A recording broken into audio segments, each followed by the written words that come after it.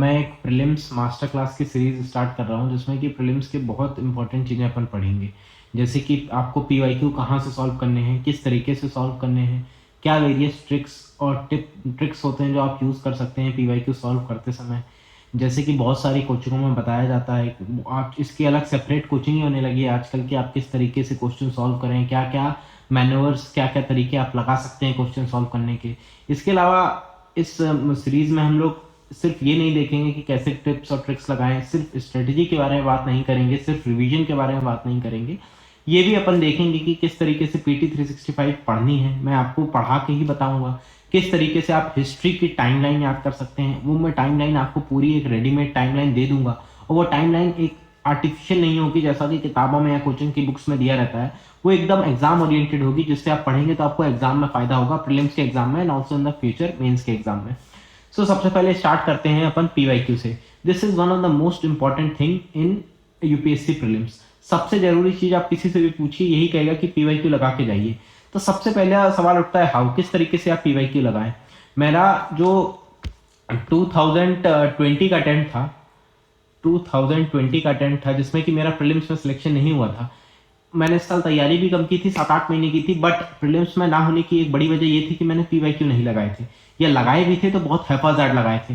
मैंने क्या किया था, मैंने जो पिछले 5 साल के पेपर है, 5 ईयर्स के जो पीवाईक्यू है वो उठाए थे। 5 ईयर के यूपीएससी के पेपर उठा लिए थे, यूपीएससी के पेपर उठा लिए थे और उन्हें लगातार सॉल्व करने लगा। उन्हें सॉल्व कर लिया 3-4 बार, अपने नंबर कैलकुलेट करने लगा और मुझे लगा कि इसी तरीके से पीवाईक्यू लगाना है। कोई मेरी एक स्ट्रेटजी नहीं थी कि मुझे किस तरीके से वेरियस सब्जेक्ट को सेग्रीगेट करना है।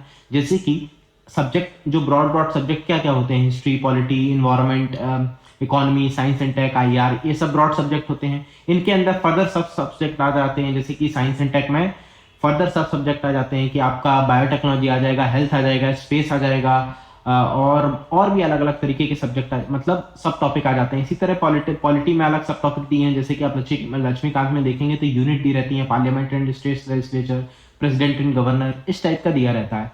तो आपको इस टाइप से डिवाइड कर लेना है चीजों को यूपीएससी के पेपर से, और फिर यूपीएससी के जो क्वेश्चन है वो सॉल्व करना है और उन्हें समझना है। बट ये अगर आप खुद करेंगे तो बहुत ज्यादा हेक्टिक हो जाएगा। मैंने यही तरीका अपनाया 2020 में, जिससे कि मेरा अच्छा रिजल्ट नहीं आ पाया। उसके बाद 2021 के अटेम्प्ट में मैंने ये गलती सुधारी और मैंने खुद से ना लगा के ये सोचा कि कोई एक मैं दूसरा सोर्स बाहर का ले लूं जिसके थ्रू मैं ये सॉल्व कर पाऊं। तो मैंने उस समय मुझे एक बुक मिली, दिशा पब्लिकेशन की एक बुक थी जो मैंने उस समय खरीद ली थी। और उसमें मतलब कुछ नहीं दिया था, ऐसा कुछ बहुत अलग नहीं रहता है, बस उसमें 30 ईयर्स के अराउंड जो पीवाईक्यू थे उन्हें सेग्रीगेट कर दिया गया था अलग अलग उसमें, अलग अलग सब्जेक्ट में एंड फर्दर सब पार्ट में। जैसे कि यही मैं उसी बुक का वो दिखा रहा हूँ प्रिंट, जो मैंने उस समय मतलब यूज की थी 2021 में। अभी भी ये बुक आती है, आप चाहे तो खरीद सकते हैं। जैसे कि इसमें ये हिस्ट्री का पार्ट है, general studies part 1 and also for GS two, यानी कि सी सेट के लिए भी इसमें दिया रहता है कंटेंट। ज्यादा महंगी नहीं, 400-500 की आती है, आप चाहे तो ले सकते हैं। जिसमें कि ये हिस्ट्री का जैसे दिया है, हिस्ट्री को ancient history, medieval history, modern and Indian movement में डिवाइड कर दिया, इंटरनेशनल मूवमेंट में। इसी तरह ज्योग्राफी को, पॉलिटी को, economy, general science and technology को डिवाइड कर दिया। अभी अपन ये तो ब्रॉड हेडिंग है और ये मतलब बहुत जनरलाइज चीजें, आपको लग रहा होगा कि इससे क्या फायदा होगा, बट अपन आगे मैं आपको सॉल्व करके दिखाऊंगा। तो अब इसमें इस तरीके से सब डिवाइड किया गया सब चीजों को, और फिर ये सब चीजें दी हैं। अपन डायरेक्ट मुद्दे पे आते हैं जो काम की चीज है। जैसे कि ये इसका एक साइंस एंड टेक का पोर्शन है इसी बुक का, जो बुक मैंने अभी आपको दिखाई, दिशा पब्लिकेशन की 31 ईयर सॉल्व पेपर है। ये शायद मृणाल सर की है, मृणाल सर ने लिखी है, तो मतलब एक सर्टिफाइड उस जगह से आई है। एक मतलब फेमस टीचर है जो लिख रहे हैं, तो उसमें मतलब काफी सही तरीके से डिवाइड किया गया है। इसे अपन डायरेक्टली अब इसके माध्यम से समझते हैं ना, इधर उधर की बातें किए बिना। जैसे कि साइंस एंड टेक का पोर्शन है जिसमें बहुत ज्यादा लोगों को इशू होता है, इसको कैसे सब डिवाइड किया गया है। आप देख सकते हैं कि सबसे पहले स्पेस का टॉपिक है, ठीक है, स्पेस का टॉपिक है, उसके इसके सारे क्वेश्चन दिए गए हैं फ्रॉम 2002 टू 2023, यानी कि इसमें बेसिकली 31 ईयर्स के सॉल्व पेपर है, यानी कि 1996 से आई थिंक इसमें क्वेश्चन दिए हैं अप टिल 2025 जो लेटेस्ट है। और फिर आ जाता है डिफेंस का पोर्शन, उसके बाद आ जाता है nuclear technology, then I think उसके बाद आ जाता है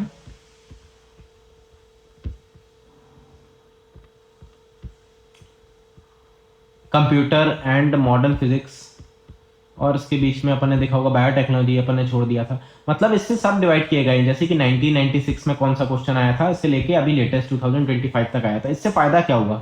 इससे बड़ा फायदा आपको ये हो जाता है, आप इस तरीके से पढ़ते हैं तो आपको पहले से ही ऑर्गेनाइज्ड वे में कंटेंट मिल जाएगा।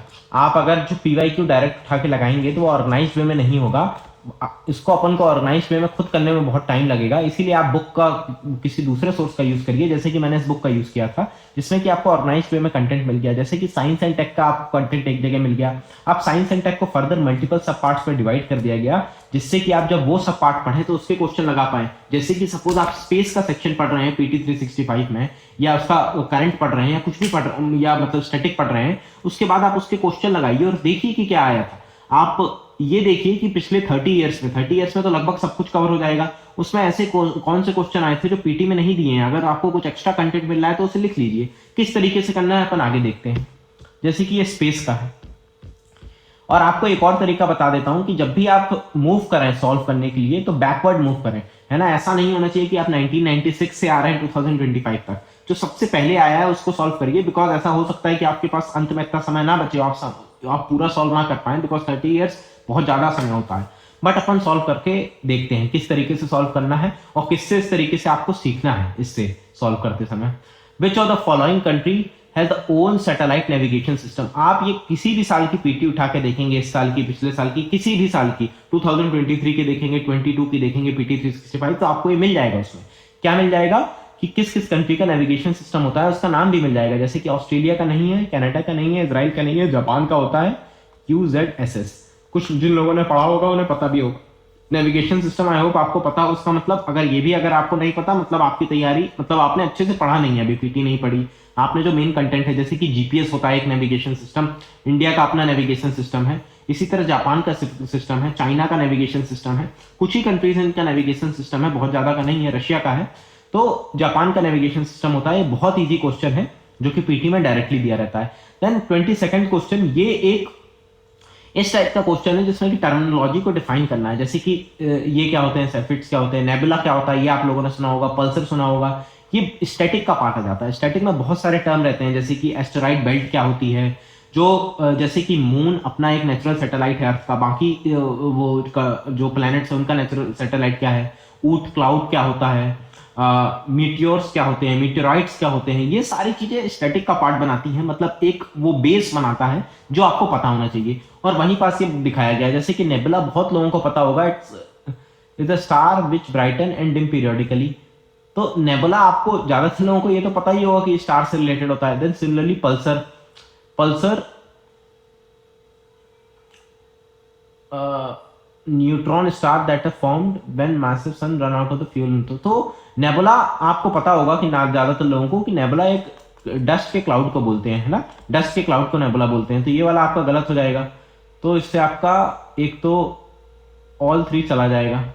इसके अलावा pulsar, neutron star that are formed when massive star run out of fuel and collapse. I think ये सही है। अगर आप जैसे, अब आपको ये समझ नहीं आ रहा, मुझे खुद नहीं बन रहा, मैं एक्सेप्ट कर रहा हूँ कि मैंने इस साल का पेपर भी दिया था और मुझे याद नहीं कि मैंने सही किया था कि गलत, बट ये क्वेश्चन मुझे खुद नहीं बन रहा। बट ये वाला क्वेश्चन है, आसान था, ये बन गया था। तो अगर यहाँ आपको नहीं बन रहा है, then you can directly go to the solutions.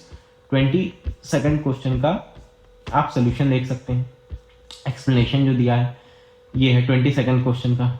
So nebula is a giant cloud of dust, ये तो मुझे पता था। तो स्टेटमेंट 2 इज रॉन्ग हो गया। Statement 1, the correct answer is statement 1 is also wrong.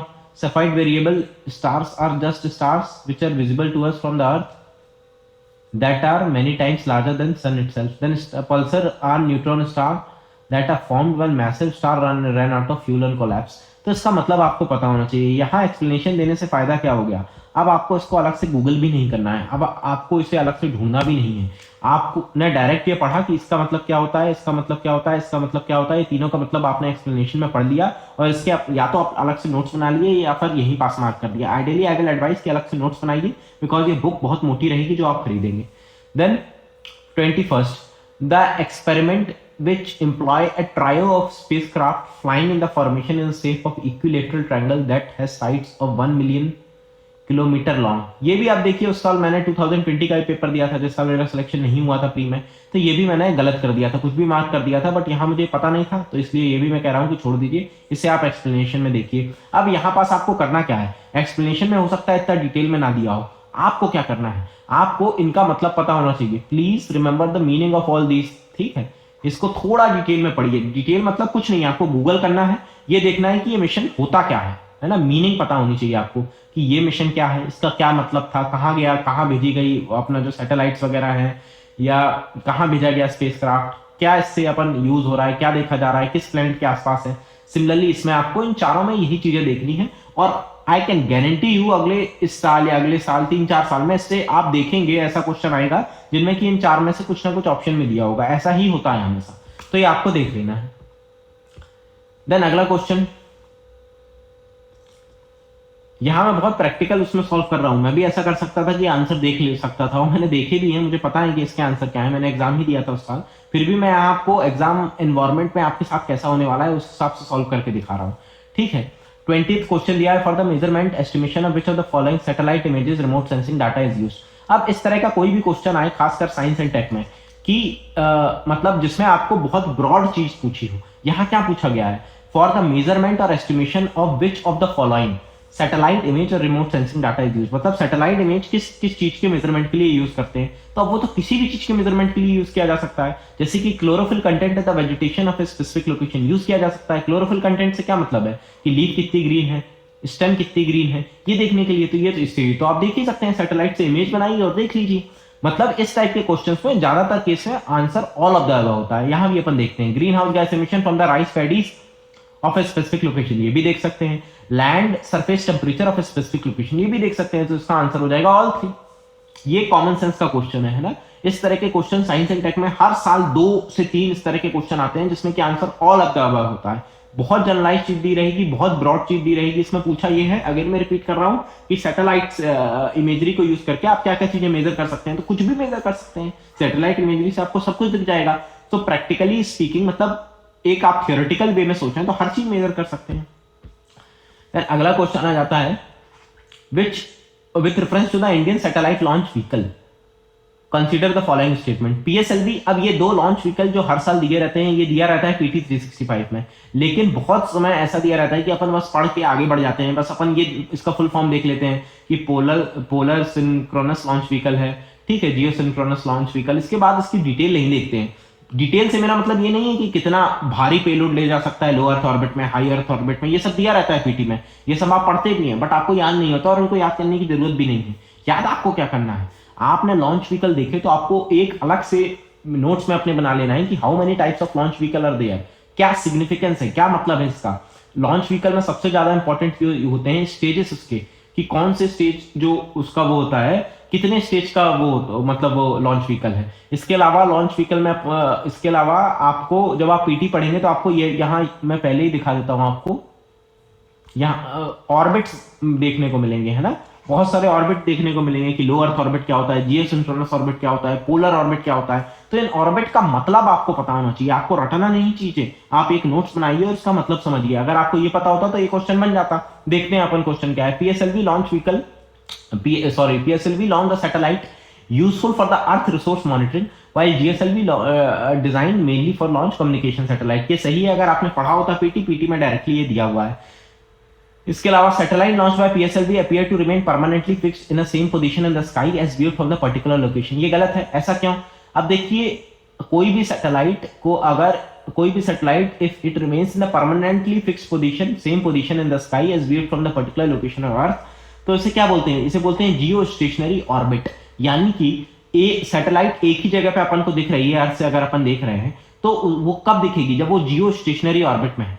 तो ये किसका फंक्शन है? ऑर्बिट का फंक्शन है। पीएसएलवी लॉन्च व्हीकल से तो उसका कुछ लेना ही देना नहीं है। लॉन्च व्हीकल से तो आप कहीं भी भेज सकते हैं, आप हाई अर्थ ऑर्बिट में भी भेज सकते हैं, मीडियम अर्थ ऑर्बिट में भी भेज सकते हैं, लो अर्थ ऑर्बिट में भी भेज सकते हैं, कहीं भी किसी भी ऑर्बिट में भेज सकते हैं। तो इससे इसका क्या लेना देना कि सैटेलाइट आपने पीएसएलवी से लॉन्च की तो वो अपन को जियो सिंक्रोनस ऑर्बिट में पहुंच जाएगी, जियो स्टेशनरी ऑर्बिट में। तो इसका कोई मतलब, अगर ये कब आप कर पाएंगे, इतना कब आप सोच पाएंगे? जब आपको मतलब पता होगा कि कब सैटेलाइट, मतलब कब कोई भी सैटेलाइट सेम पोजीशन पे दिखती है फ्रॉम द अर्थ, ठीक है, कब वेरियस ऑर्बिट्स में सैटेलाइट जाएगी, कैसे मतलब ऑर्बिट लॉन्च व्हीकल, इसका आपको मतलब अगर क्लियर होगा तभी आप इस तरीके के क्वेश्चन कर पाएंगे।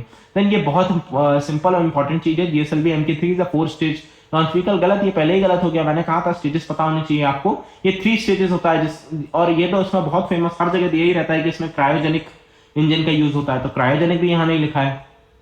First and third stage is solid and the second and fourth stage liquid, ये तो गलत हो गया, तो इसका आंसर क्या हो जाएगा, ये भी गलत, ये भी गलत, पहला वाला सही है, तो ओनली 1। ये अगर आप पीटी पढ़ के जाते तो आपको हो सकता है ना बनता, बिकॉज पीटी से डायरेक्टली नहीं है ये, पीटी में हो सकता है दिया हो बट आप इतना याद नहीं रख पाएंगे। ये आपको कब बनता, जब आपको मतलब पता होता कि पीएसएलवी, जीएसएलवी या फिर लॉन्च व्हीकल्स का मतलब क्या होता है, क्रायोजेनिक इंजन क्या होता है, क्यों यूज होता है जीएसएलवी में, इसी तरह ऑर्बिट्स क्या होते हैं, ये सब आपको पता होना चाहिए। मतलब कॉन्सेप्चुअल अंडरस्टैंडिंग वाला क्वेश्चन था बट क्वेश्चन इजी था।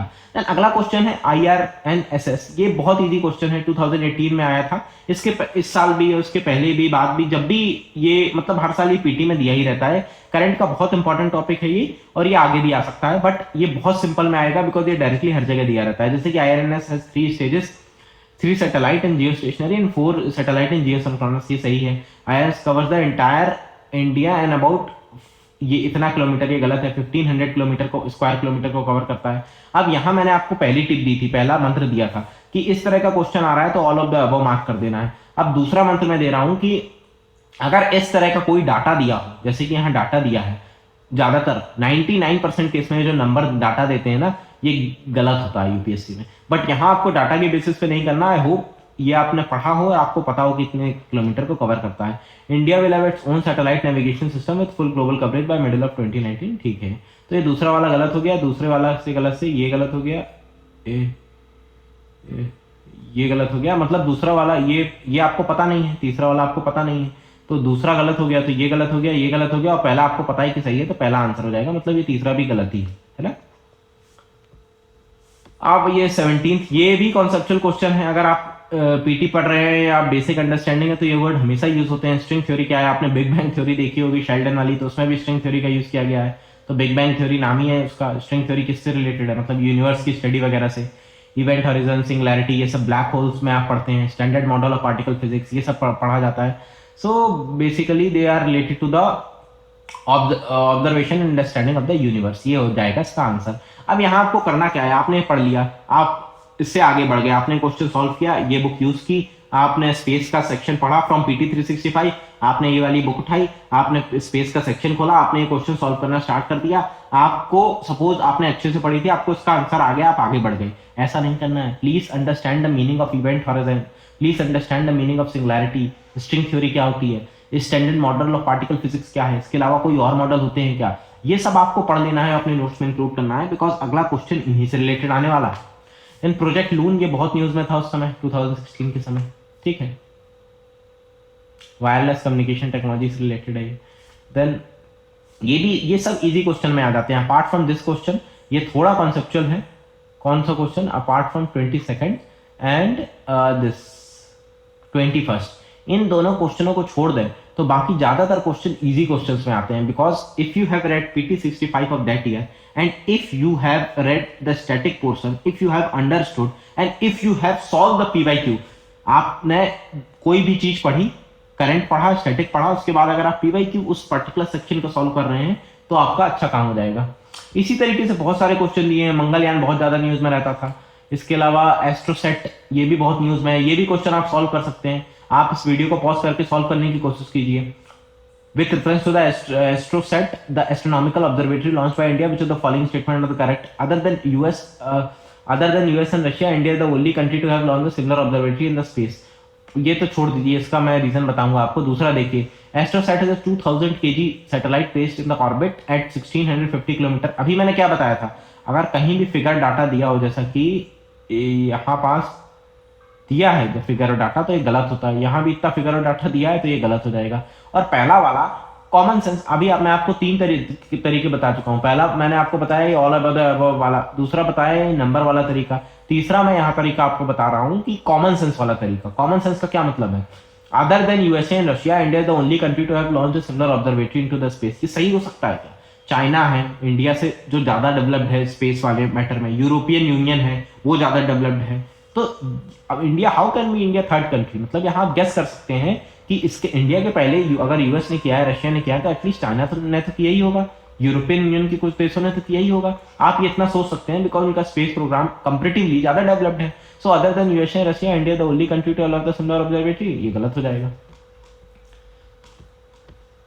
अब मैं यहाँ सारे सॉल्व करके नहीं, देखिए यहाँ पास रिपीट हो गया, जैसे 2014 में मैंने बोला था वो गया 1, वो गया 2, और यहाँ पास 2020 में क्या क्वेश्चन आया था, ये वो गया 2, यहाँ पास दिया हुआ है। ठीक है, इसी तरह ऑप्शन रिपीट होते हैं, आप पूरा एनालाइज करेंगे तो आपको समझ आ जाएगा, और इसी तरह आप धीरे धीरे पूरे करते जाइए। मैं एक एक सॉल्व करके नहीं बताऊंगा, यहाँ मैं आपको ये दिखाना चाहता था कि आप किस तरीके से सॉल्व कर सकते हैं।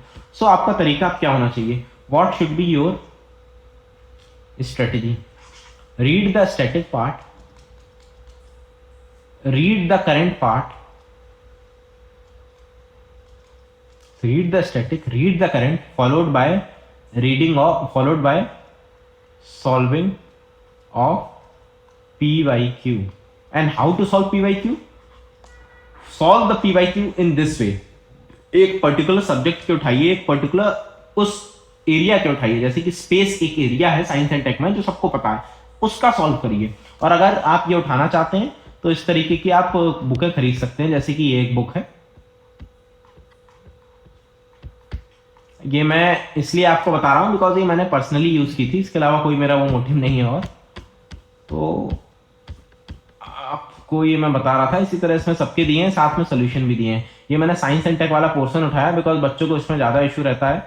तो अगर आप इस तरीके से करेंगे, इस तरीके से पढ़ेंगे, तो आप इजिली ये चीजें कर पाएंगे, सॉल्व कर पाएंगे। इस तरीके की आप बुकें खरीदिए जैसे कि मैंने खरीदी थी, तो इससे आपको फायदा होगा। किस चीज में फायदा होगा वो मैं बता चुका हूं ऑलरेडी। अगर आप खुद से करने की कोशिश करेंगे PYQ, वो भी आप कर ले जाएंगे, बट आपको इशू हो सकता है। जैसे कि मुझे 2020 में हुआ था, जैसे कि मैंने स्टार्ट ऑफ द वीडियो में बताया कि मैं 5 साल के PYQ लगा के गया था, जो कि ठीक ठाक है, बट मैं डायरेक्टली UPSC पेपर से सॉल्व करके गया। 2021 में मैंने बुक खरीद ली, और बुक खरीदने से मुझे फायदा हुआ कि मुझे सेग्रीगेटेड PYQ मिल गए, और इन सेग्रीगेटेड PYQ को लगाने से मेरी तैयारी बहुत अच्छी हो पाई। अगर आप ये बुक खरीदना चाहते हैं देन इसका लिंक मैंने डिस्क्रिप्शन में दे दिया है। मैंने इनकी वेबसाइट में जाके चेक भी किया, यहाँ पास शायद कोई कूपन अवेलेबल है अभी जिसमें कि आपको 10% ऑफ मिल जाएगा। तो आप अगर ये लेना चाहते हैं तो इनकी वेबसाइट से जाके खरीद सकते हैं। ज़्यादा महंगी नहीं है, अराउंड 300-400 की उस समय भी थी, अभी भी सेम ही रेट चल रहा है। आप जाके खरीदिए, ये इस तरीके से सॉल्व करिए, सेग्रीगेटेड वे में PYQ सॉल्व करिए, एक अच्छे तरीके से सॉल्व करिए, जिससे कि आपको चीज़ें भी कंप्लीट हो और आपको एक सेंस ऑफ कंप्लीशन की फीलिंग भी रहे। Thank you all.